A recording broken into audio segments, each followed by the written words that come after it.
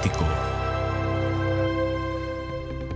Nuevo lunes, sean todos bienvenidos y bienvenidos también a una nueva edición de Pulso Político para comentar el acontecer de la región del Biobío. Y tengo el agrado de presentar a Félix González, el diputado del Partido Ecologista. ¿Cómo está? Buenas noches. Muy bien, buenas noches. Un saludo también a todas las personas que nos están viendo allá en Concepción. Muchas gracias, Félix. ¿Dónde se encuentra en estos momentos? En Valparaíso. Terminamos una sesión ahora en la tarde y mañana y pasado seguimos con sesiones en la Cámara. ¿Cómo ha estado ayer el tema en el Congreso? ¿De qué se ha estado sesionando? ¿De qué se ha estado conversando últimamente? Bueno, siempre es intenso lo que pasa en el Congreso. Hoy día se aprobó una norma que tiene que ver con el narcotráfico, ¿verdad? Pero un punto importante de la discusión tiene que ver con el uso medicinal de la cannabis. Hay mucha gente que sufre dolor o convulsiones y el uso medicinal a través de aceites de cannabis o de infusiones o infusiones a través de leche sirven para estos dolores y la derecha quería prohibirlo, ¿eh? Entonces fue lo que se votó y afortunadamente pudimos ganar la votación, así que todas las personas que tienen una prescripción médica y cultivan para poder hacerse ese tratamiento contra el dolor van a poder seguir haciéndolo. ¿Esto tiene relación con el funcionamiento de los dispensarios que actualmente están al menos en Chile? No, porque las medicinas en base a cannabis que venden las farmacéuticas, además de ser muy caras, están ya autorizadas. Lo que han pedido las organizaciones es que las personas que padecen dolencias o enfermedades graves, o enfermedades terminales como el cáncer, tengan la posibilidad de autocultivar cannabis para efectos de no fumarla, sino que es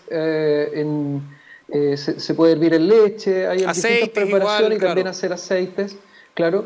Y eso ha estado prohibido por mucho tiempo porque se ha demonizado una planta que es una planta medicinal, ¿no? Una planta medicinal ancestral que ha sido tomada por el narcotráfico para hacer ¿verdad? Lo que hace el crimen organizado, pero no por eso la planta no puede darse un buen uso, ¿no? Y lo que esperamos es que se le dé un buen uso porque hay mucha gente que sufre dolores, prácticamente todo el mundo en algún momento que llegue a la vejez va a tener dolores articulares que solo se remedian con operaciones, con prótesis, y que pueden ser tratadas a través de esta planta. Así que nosotros nos alegramos de haber ganado esa votación y ya falta que se promulgue para que las personas con una prescripción médica puedan usar la planta para resolver esto. Así que nos alegramos. Y que se use para el narcotráfico, evidentemente hay otras medidas para poder impedirlo, hay penas, ¿verdad? Hay persecución del narcotráfico y el crimen organizado, la verdad es que con cualquier cosa hace negocio. Donde hay madera roban madera, donde hay animales hacen abigeato, donde hay cobre roban cobre, si hay pescado roban pescado. Pero no por eso vamos a prohibir los pescados, la carne, la madera, en este caso la planta de la cannabis. Y en este sentido, ¿algún otro avance de importancia para comunicarle a la ciudadanía con respecto a la Cámara de Diputados antes de entrar de lleno al tema de conversación? Sí, una buena noticia para las mujeres que se hacen mamografías, que normalmente además es una práctica de rutina también, ¿verdad? Pero tenían que ir al médico a sacar una prescripción médica. Eso ya no va a ser necesario porque se acaba de aprobar por unanimidad una ley que va a permitir que se hagan estos exámenes sin la necesidad de una receta médica.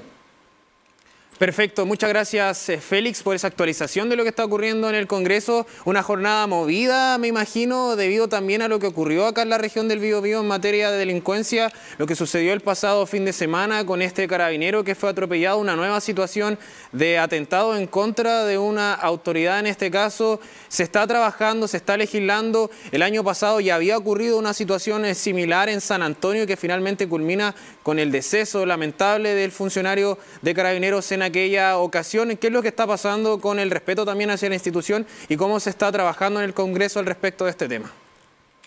Bueno, lo que está pasando es que hay una exacerbación de la delincuencia y del tipo de delincuencia. Nosotros que somos antiguos allá en Concepción sabemos que no es usual que haya tantos homicidios, por ejemplo. Entonces nos hemos encontrado ahora en un escenario en que los delitos son más violentos y en este mismo caso atropellaron a un carabinero que está haciendo un procedimiento es totalmente desproporcionado e irracional. Así que lo que nosotros vemos, que no necesariamente a nivel legislativo, no todo pasa por una ley, a veces las leyes ya existen, este tipo de cosas están tremendamente penadas, pero de seguro las policías, el alto mando va a tener que revisar los protocolos de cómo se enfrentan las situaciones para que los funcionarios puedan ir más respaldados a estos procedimientos. Y aún así, nunca Carabinero, por eso es que hay mártires de Carabineros, ¿no? Es un riesgo siempre, porque son ellos los que se arriesgan ante la delincuencia y así tiene que ser, ¿no?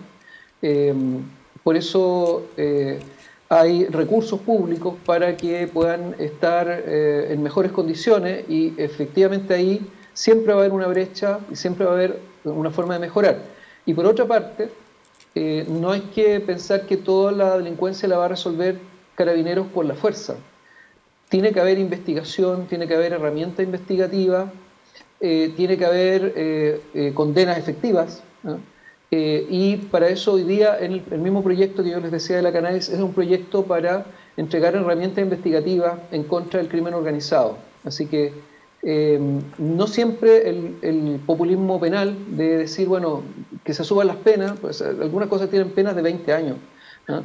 Entonces, 20 años a subirlo a 25 no va a hacer una diferencia porque quienes están con un alto grado de compromiso delictual muchas veces no tienen mayor valoración de la vida, ¿no? Y eso es algo que tenemos que preocuparnos y tenemos que poner todo de nuestra parte para que eso se vaya resolviendo, ¿no?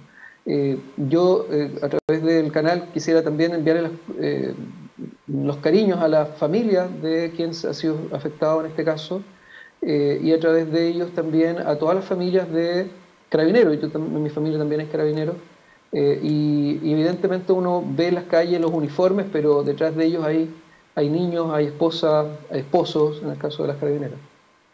Y en esta situación, con respecto a esta temática también, bueno, ha causado revuelo lo que ha sucedido con este nuevo atentado en contra de Carabineros, pero también deja entrever un tema en los procedimientos. ¿Qué es lo que está pasando también con el respeto a la autoridad por parte de la ciudadanía en general? ¿Qué es lo que está sucediendo con respecto también a este aumento en la delincuencia que incluso CADEM provee para un futuro que aumente? Y en este sentido van a aumentar los procedimientos, van a aumentar el tema del resguardo también que tiene que tener la gente, la seguridad con respecto a esto que se prevé que para al menos este año contemple un aumento en delincuencia y por ende van a tener que tener mayor cantidad de trabajo los carabineros y carabineras del país. Bueno, claro, ahora, como decía, el trabajo carabinero lo hace y a veces detiene 1, 2, 3, 4, 5, 57 veces a la misma persona. El problema está en la prueba que se lleva a tribunales y eso tiene que ver con la investigación.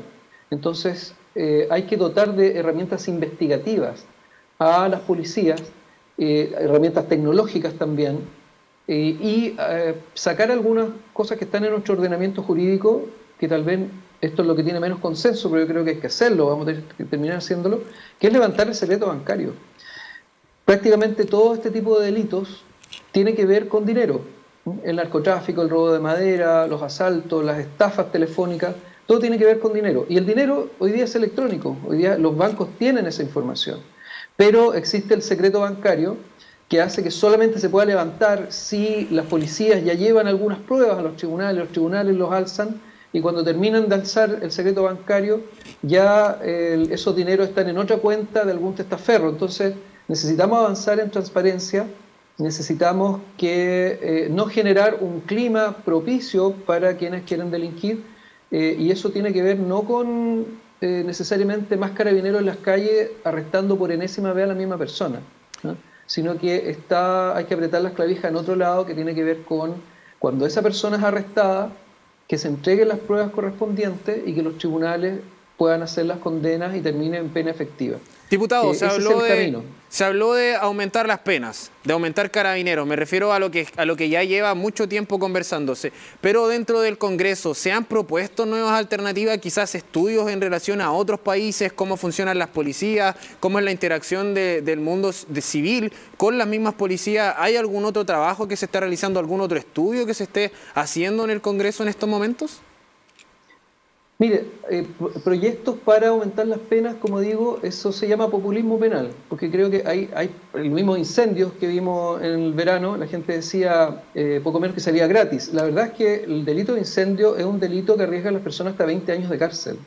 Entonces, aumentarlo a 21 años, 25 años no hace diferencia en términos de prevenir. Si alguien está dispuesto a arriesgar 20 años de cárcel, la verdad es que 25 no lo va a disuadir.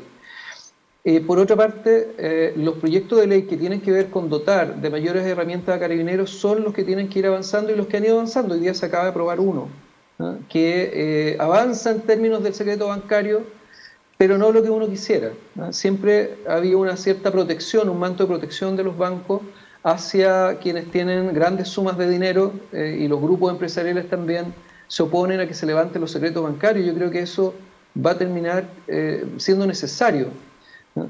Y, por supuesto, dotar de más recursos a carabineros es lo que vemos en la ley de presupuesto.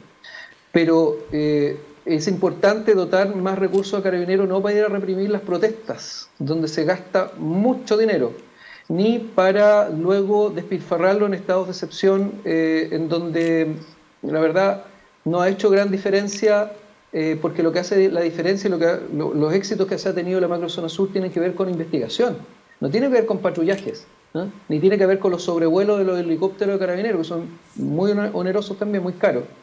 Entonces, dotar de mayores herramientas y aumentar la dotación de carabineros es algo que evidentemente hay que hacer. Y cada ley de presupuesto se discute. Yo sinceramente lo que espero es que se puedan poner apretar las tuercas que sí van a dar resultados y no simplemente pensar que necesitamos más botones de pánico, ¿verdad? Más cámaras donde ya hay cámaras, porque ya hay, y dar una sensación de seguridad, sino que tiene que ver con que haya condena efectiva y para eso necesitamos pruebas, y para tener pruebas necesitamos investigación. No podemos tener la ilusión. Esta es una nueva prioridad para el gobierno de Gabriel Boric, según lo que ha mencionado con anterioridad, por ejemplo, que dentro de su planificación de gobierno la condenación del CAE ya no va a ser una prioridad. A esto que se le está sumando con actualidad, con lo que está ocurriendo en estos momentos, más el cambio de gabinete, ¿es una nueva prioridad? ¿El gobierno tiene que comenzar a cambiar su norte en estos próximos meses de gobierno? Yo lo que he visto es que ellos han hablado de seguridad, han hecho intentos de poder restablecer la seguridad en las ciudades, eliminando el comercio asociado a bandas, ¿no? Porque no hay que estigmatizar a todo el comercio ambulante, hay gente que tiene sus permisos o que vende el pan que ellos mismos hacen, pero hay bandas que han vendido el centro de Concepción, arrendado locales y toldos, lo mismo en las estaciones de metro en Santiago. Se han hecho esfuerzos, pero creo que necesitamos poder concentrarnos en que tengamos un sistema penal que termine con penas efectivas y no esta sensación de impunidad.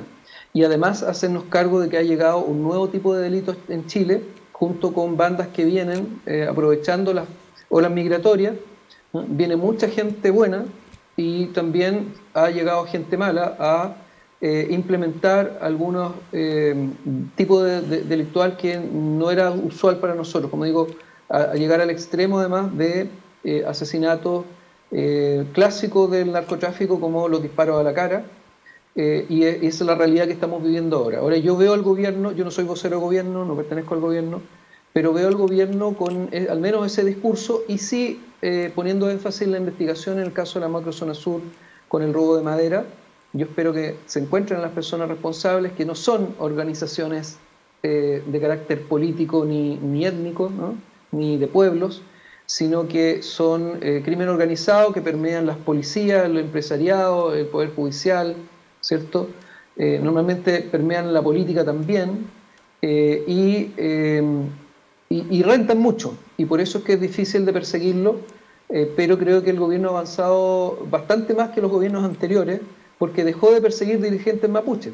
En vez de estar persiguiendo simplemente dirigentes mapuches, hoy día se ha centrado y reconocido que hay un problema de crimen organizado, y creo que ahí ha habido más avances. Por supuesto que va a ser difícil hacerlo, y por eso tenemos que apurarnos y tenemos que sintonizarnos todos en poder apretar las teclas que corresponden y no generar ilusiones. Una ilusión es que esto se resuelve con más y más carabineros, como decía alguien por ahí, hasta que todos seamos carabineros. Eso es una ilusión, porque nos sirve que los carabineros estén arrestando 10, 20 veces a la misma persona si no está bien ejecutado la investigación y el levantamiento de las pruebas para presentarlo a los tribunales. Y en este sentido también el gobierno ha estado últimamente en la palestra debido a lo que ha sucedido con este rechazo a la idea de legislar la reforma tributaria. Usted, bueno, estuvo ahí en el Congreso. Cuéntenos cómo fue este tema, cómo también se desarrolló en la interna con este rechazo que es vital para el gobierno. Este era esencial para las proyecciones en el futuro del liderato que tiene Gabriel Boric acá en nuestro país. O sea, que sea lo mejor para el gobierno da lo mismo. El prestigio del gobierno es secundario respecto de la reforma tributaria que necesita recaudar para aumentar la PGU. O sea, aquí estamos hablando de aumentar la carga tributaria derechamente, aunque no le gusta al empresariado, pero es la forma en que el país puede entregar pensiones que alcancen para comprar los alimentos, que alcancen para pagar los remedios de personas que hoy día están jubiladas con cantidades muy mínimas. Eso es lo que se perdió y por eso es grave. Y es grave también, no solamente porque hubo gente que no votó, dentro de ellos una de mi partido, que es algo que ella ha tenido que salir a explicar y va a tener que seguir explicando por mucho tiempo. Yo sí asistí, voté, aprobé porque era muy importante hacerlo. Y por otra parte, aunque hubieran votado las personas que no asistieron, la segunda votación en general requería un quórum calificado. Y eso significa que aquí hay una responsabilidad del gobierno, de la ministra Analía Uriarte, de darle discusión inmediata. O sea, le pusieron urgencia, pusieron en tabla y obligaron a votar cuando no tenían los votos. No tenían 78 votos para las normas de quórum. Y tenían apenas, con las dos personas que llegaron atrasadas a votar y no pudieron votar, tenían apenas justito para la parte simple, digamos, del quórum simple. Así que esperamos que el gobierno tampoco le mienta a la ciudadanía diciendo que tiene que esperar un año más, porque no tiene que esperar un año más, tiene que modificar el proyecto y volverlo a ingresar. Y eso lo puede hacer mañana. Yo espero sinceramente que lo haga. Me parece también, y tengo el derecho a sospechar, de que quisieron tal vez alguien dentro del gobierno hacer fracasar esto, porque no se entiende que si no tenían los votos nos obliguen a votar y nos ponen en discusión inmediata, que es una atribución que tiene el presidente. Discusión inmediata sabiendo que se va a rechazar, que no tienen los 78 votos. O tal vez no saben hacer las planillas Excel, no saben sumar, o no quisieron sumar. Aquí puede haber desidia también. Hay dos responsables, dos ministros, la ministra Analía Uriarte, que es la que tiene que contar los votos, y el ministro de Hacienda, que también es el que lleva adelante esta reforma tributaria y tiene que asegurar que lo que está proponiendo tiene los votos suficientes, y no es suficiente con los nuestros. ¿Se habla de un conflicto interno entonces en el gobierno? No lo sé, como digo, yo no soy de gobierno. Si querían evitar a un diputado de gobierno, a lo mejor se equivocaron de diputado. Pero está ahí, está en el Congreso, se conversan en los pasillos, también se conversa. Si la verdad uno es que lo puede ver. Lo que pasa dentro de la moneda, no tenemos acceso ahí. Lo que se conversa en los pasillos del Congreso, se conversan tantas cosas. Si usted supiera todo lo que se conversa, uno tiene que a veces separar lo que pudiera ser real de lo que no. Lo que es real es que le pusieron suma urgencia, discusión inmediata, que es vote ahora, sin haber asegurado que tenían los votos para aprobarla. Es raro, ¿no? Es raro. Entonces alguien tiene que hacerse responsable y no pueden culpar a las dos diputadas que llegaron atrasadas, que también son culpables de no votar, porque es una responsabilidad de nuestro trabajo. Votar. Bueno, así es la situación entonces, Félix. El efecto es muy pernicioso para la ciudadanía.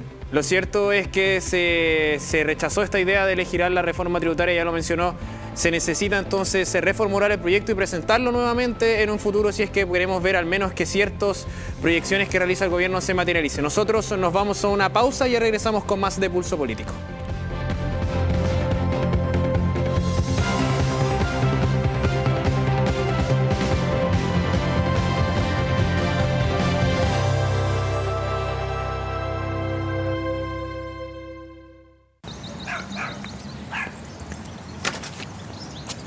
Juli, hija, ¿te mandaron tarea?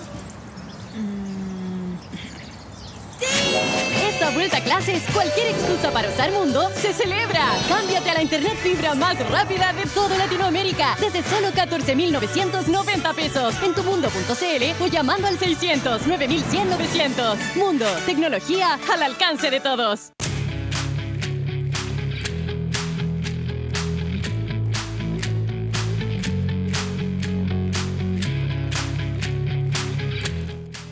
Esta noche estaremos conversando junto a Rodrigo Herrera Camus, profesor acá en la Universidad de Concepción, parte del equipo de ALMA, precisamente de los 10 años de este radiotelescopio, en qué consiste, en qué se está trabajando. Todo esto durante esta jornada, los esperamos.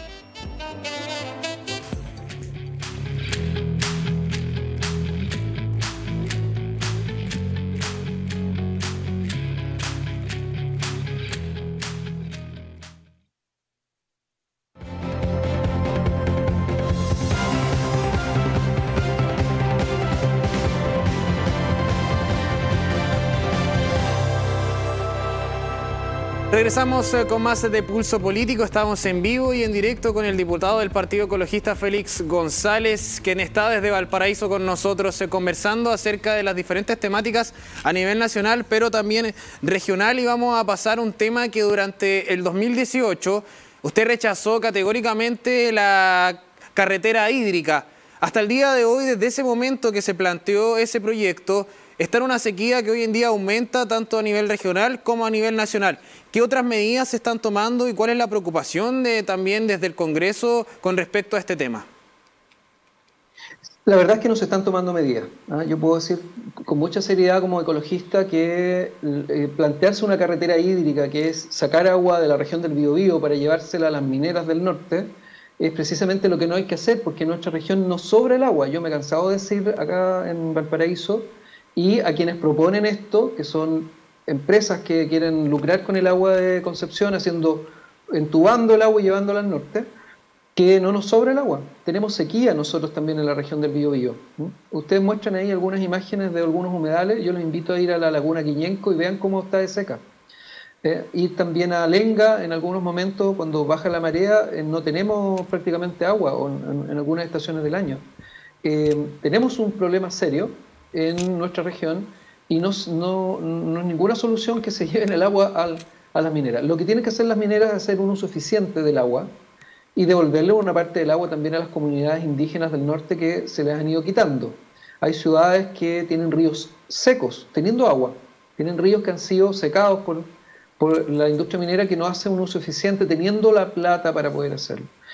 Y tampoco se va a resolver el problema haciendo embalses que tienen una repercusión importante, por un lado en los ecosistemas, por otro lado en los flujos de agua, haciendo embalses como el que quieren hacer en Punilla, porque podemos tener embalses que luego no tengan agua, porque la crisis climática es tan brutal que nada nos asegure que tengamos las lluvias necesarias.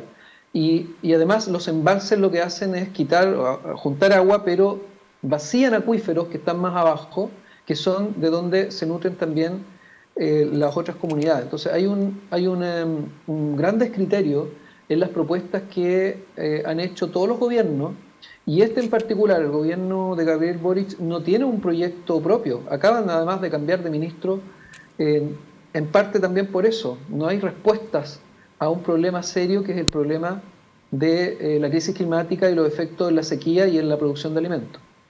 Quizás en este verano el foco cambió un poco a esto que ocurrió acá, la emergencia de los incendios forestales de la región del Biobío. Quizás se dejó de lado un poco lo que ha sido la sequía, pero lo cierto es que ha ido aumentando durante todo este tiempo, y en este sentido también hacia la población. Decir que el gobierno no tiene un plan y que desde el Congreso no se está trabajando en algo que ha afectado, por ejemplo, al menos acá en la región del Biobío, al mundo agrícola de gran manera. ¿Cuál es el mensaje que, por ejemplo, se le puede entregar también a estas personas que nos pueden estar viendo y que hoy en día están siendo afectadas por este tema? Sobre todo con el tema ahora que viene, que va a venir durante el próximo tiempo, que es la recuperación de los suelos tras los incendios forestales. Es decir, se suma la sequía, tampoco hay suelo donde plantar. Entonces, ¿qué es lo que sucede con estas personas que hoy en día están viendo también cómo sus ingresos se ven afectados, cómo no pueden mantener quizás a sus familias, en algunos casos hasta viviendas que perdieron? Bueno, se está haciendo todo mal. Nosotros hemos querido hace mucho tiempo cambiar el Código de Aguas, y la única modificación que se hizo después de más o menos 8 años de tramitación es una modificación bastante de maquillaje, porque el agua sigue en manos privadas y no necesariamente se le está dando un uso eficiente. En otros países los agricultores tienen que tener un plan, dicen yo voy a plantar estas 30 hectáreas, voy a poner papas, lo voy a hacer por los siguientes 4 años y le asignan agua a ese uso. Acá en Chile se han solicitado los derechos de agua de manera gratuita y al día siguiente se pueden vender. Y el Estado no revisa si se está haciendo un uso eficiente del agua. Entonces tenemos el tema de los paltos, en algunos lugares los cerezos, los manzanos, que se quedan con el agua y dejan a comunidades sin agua, como en el caso de Petorca. Para cambiar el código de agua se necesita voluntad, y sobre todo voluntad de los agricultores, de los grandes regantes que son los que tienen los derechos de agua. Sí, a veces hay pequeños regantes que defienden el tema de los derechos de agua y uno dice, pero si usted no tiene los derechos de agua, no le está llegando el agua, porque el agua lo tienen grandes fortunas, tienen el control del agua. Eso es algo que hay que cambiar.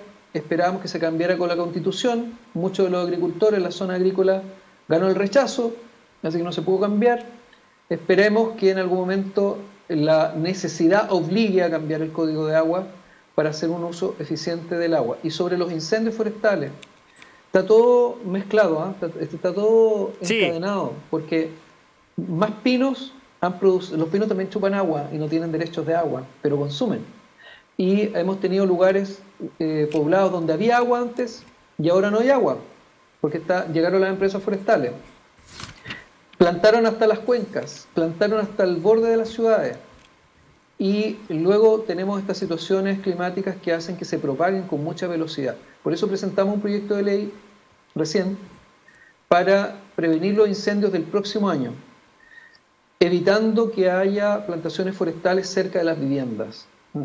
¿Qué tan cerca de las viviendas? Porque hasta ahora hay un límite.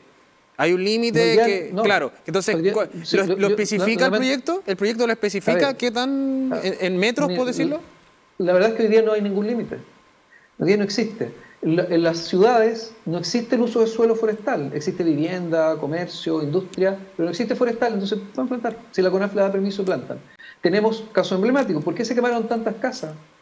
En Chillán llegó el incendio a la ciudad, en Vilcún llegó a la ciudad, en Santa Juana nos tocó a nosotros como equipo ayudar a apagar una casa, a 2 cuadras de la plaza.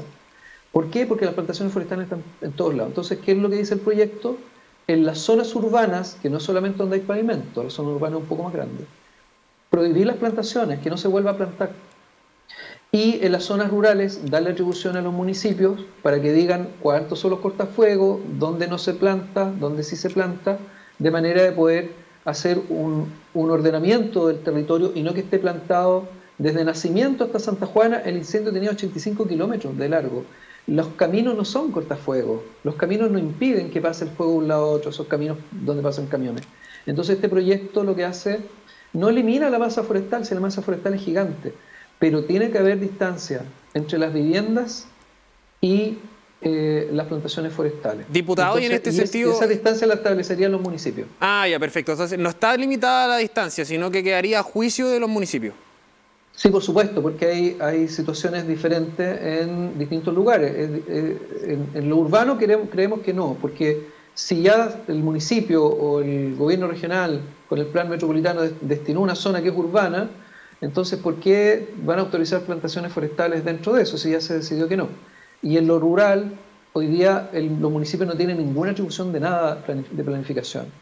Tenemos que darle esa atribución para que obliguen a hacer cortafuegos. Y si el municipio dice, bueno, serán 50 metros de cortafuego, estoy poniendo una cifra al aire, bueno, cada propietario que quiera plantar sabe que tiene que dejar un margen al predio del vecino, y así podemos salvar vidas, y podemos salvar casas, y podemos salvar masa forestal, porque eso va a significar que no va a ser un continuo, sino que va a estar fragmentado y le va a permitir a las brigadistas poder contener fragmentos más chicos. Hoy día, como digo, de Nacimiento a Santa Juana, un solo incendio que llegó hasta Coronel. Diputado, y en este sentido también, por ejemplo, estuvimos reporteando durante este último tiempo los diversos incendios forestales, pero hubo uno que se generó acá, al menos dentro del Gran Concepción. Hablamos de lo que afectó a vecinos del sector Andalhué, en donde nosotros estuvimos en terreno y verificamos que efectivamente los árboles comenzaban a menos de 10 metros. Menos de 5 metros comenzaban árboles que si uno miraba hacia la altura superaban fácilmente los 20 metros de altura y que estaban casi a la misma altura de los pisos inferiores de aquellos edificios que con el viento, con cualquier brisa, pudo haber ingresado incluso algún tipo de sedimento, algo que botara con fuego, con llamas adentro de estos edificios que pudo ocasionar una emergencia mayor. Este proyecto también contempla que cualquier tipo de vegetación de esta índole cerca de las viviendas pueda ser manejada o quede a juicio de los municipios, ¿o es solo con respecto a plantaciones forestales? Es solo con respecto a plantar. Por lo tanto, lo que ya está plantado tendrá su ciclo, ¿no? Pero también se pueden establecer cortafuegos. Por lo tanto, hay una medida que hay que tomar que tiene que ver con planificación. No puede ser que estén las plantaciones a 5 metros. Yo vivía a 5 metros de una plantación, ¿no? Porque se decide urbanizar, pero al mismo tiempo se siguen dando permisos para replantar. Incluso le exige CONAF, cuando talan, que tenga un plan de reforestación. Entonces, eso es lo que tenemos que cambiar. Este cambio va a tener que ser paulatino, no creo que sea de la noche a la mañana, pero al menos si vamos a hacer cortafuegos, hagámoslo ahora. ¿Por qué esperamos los incendios del próximo año para que estén los brigadistas en medio del incendio arreglando la vida, haciendo cortafuegos, o maquinaria en medio del incendio haciendo cortafuegos? No tiene sentido lógico si tenemos que planificar el territorio para que los incendios se puedan contener de mejor manera. Y justamente de eso queremos hablar también, diputado, con respecto a la planificación del territorio.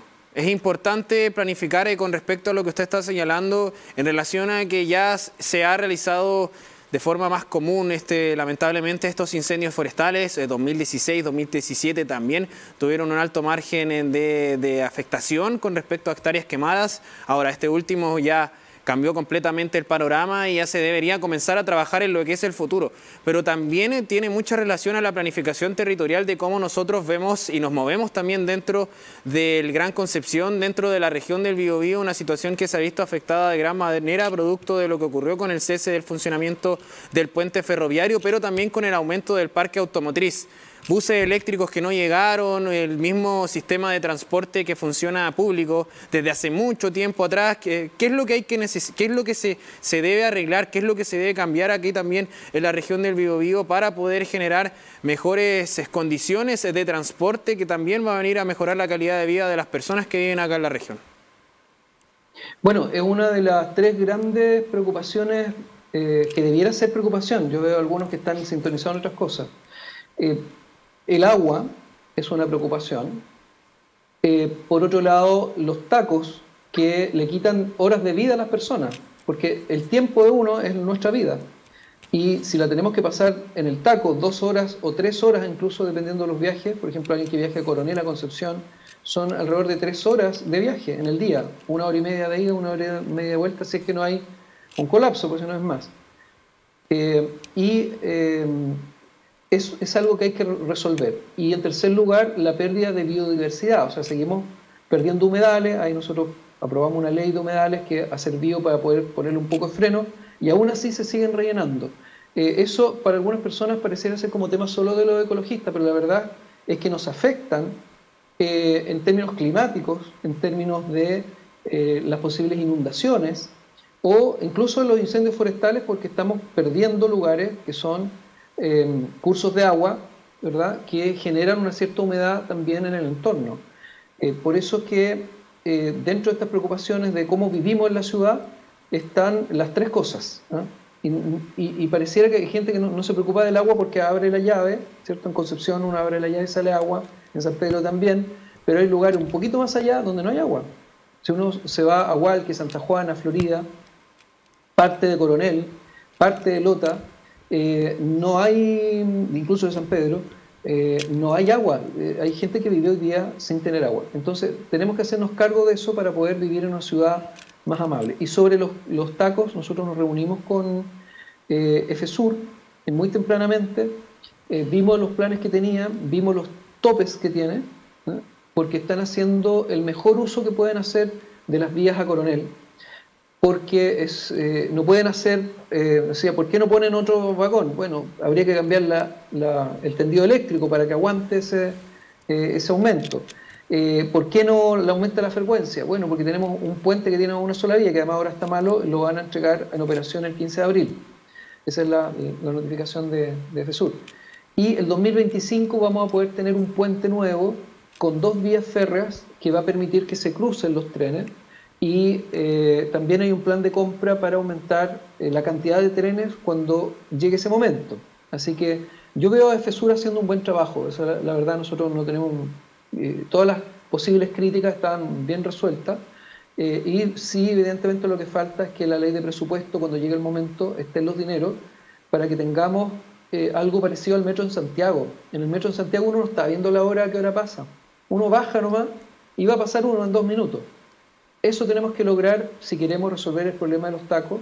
No se va a resolver con más autos. Ya no caben más pistas para poder meter más autos todavía.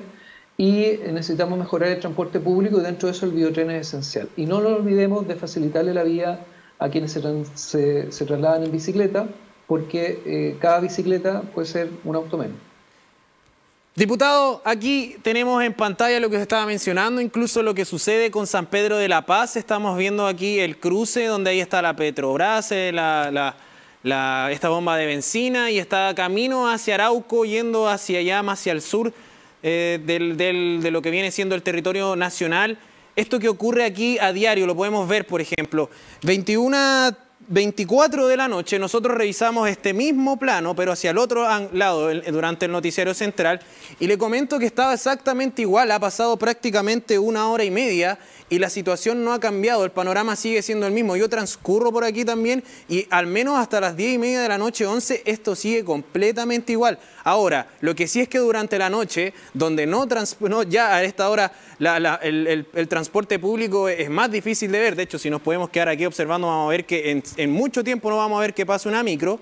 Los autos comienzan a utilizar la pista de exclusiva como una tercera pista, efectivamente. Entonces, ¿qué es lo que falta también en el futuro próximo? Porque esto ya afecta diariamente. Imagínense, hoy en día una persona sale de su casa y hasta las 11 de la noche, si es que vive hacia el sur del río Biobío, tiene que sí o sí pasar por esto si es que no tiene micro o el biotren ya no está en horario de funcionamiento. Bueno, no me lo tiene que contar porque yo soy del sector Lomas Colorada, soy oriundo de Lomas Colorada, vivo ahí en el Portal San Pedro, así que paso exactamente por el mismo lugar, prácticamente cuando estamos en el distrito todos los días, y más de una vez. Y es tal cual tú lo dices, el taco comienza muy temprano, cerca de las 6:15, si uno ya sale a las 6:15 se lo encuentra, y no termina más o menos a esta hora, si es que no hay algo excepcional. Y hay algunas medidas que nosotros hemos pedido que se tomen. Fiscalizar que los buses estén pasando, porque además los buses azules son licitados y esos tienen un subsidio. Y lo mismo también a los que no son licitados, que van a Lota y Coronel, que deben prestar el servicio, porque sigue siendo un servicio público, aunque no hay una licitación, es un servicio público y el gobierno o el Estado es el que tiene que garantizar que la gente se pueda trasladar. Por otra parte, falta que las personas respeten las vías del transporte público por lo siguiente, porque solo el 20% de las personas se trasladan en auto, el 80% lo hace en las micros. Entonces necesitan tener algo expedito y en la medida en que mejore el transporte público, más personas van a optar por el transporte público. Por otra parte, hay otra medida que de repente la gente se olvida. Se están entregando más y más permisos alrededor de la Ruta 160. La Cámara Chilena de Construcción hablaba de 30.000 viviendas que estaban proyectadas en la Ruta 160 entre San Pedro y Coronel. ¿Aguanta 30.000 autos más esa ruta? Yo creo que no. Entonces también la planificación territorial, es que se un llamado a los alcaldes, a la alcaldesa, a que no miren para el lado, porque parte importante de los colapsos de las ciudades tiene que ver con planificación. Y ustedes tienen la planificación, los municipios, junto con la planificación del Plan Regulador Metropolitano. Si seguimos abriendo pistas, pero además haciendo un crecimiento inorgánico, no vamos a resolverlo nunca. Muchas gracias, diputado, también por todo lo que ha informado aquí, la actualización también de lo que está ocurriendo en el Congreso, pero por estar con nosotros esta noche. Muchas gracias a ustedes por esta invitación. Y de esta forma nosotros ya vamos culminando este mensaje directo con imágenes en vivo y en directo de lo que está ocurriendo en estos momentos en la región del Biobío. Como siempre, le dejamos la invitación para que pueda revisar y toda nuestra programación en la multiplataforma de TVU. Que tenga una muy buena noche.